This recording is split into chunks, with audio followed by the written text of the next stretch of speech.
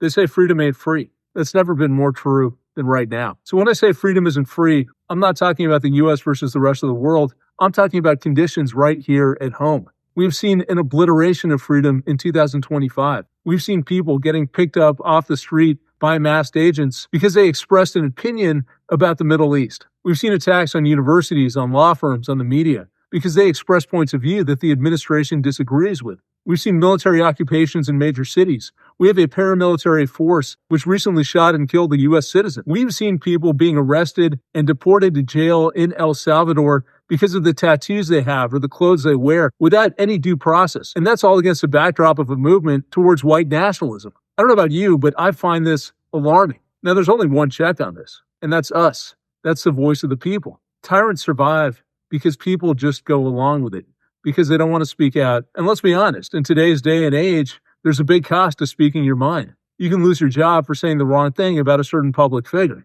If you get behind the administration and the power, great. You get exposure. If you go up against them, you can be doxxed, you can be canceled, you can be arrested. So a lot of people say the hell with it. I'm just going to go about my life. I don't really see how this affects me. And that is what they prey on. They prey on our fear. They prey on our inaction. But ultimately, we need resistance, because if we don't resist, they're going to steamroll us. And the longer we wait, the more and more difficult it becomes to unwind the change and get back to a system that serves the interests of the people instead of the interests of a few power-hungry maniacs. The only way we can roll this back is if we stand up and we say something. This is not okay, because what they are relying on is the fact that we don't want to get involved. We don't want to take that much risk, but that is the cost of freedom.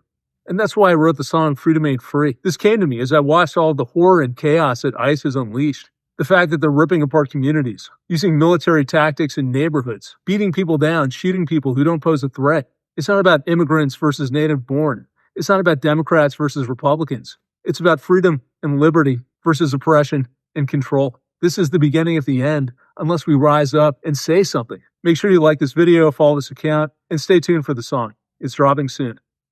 Peace.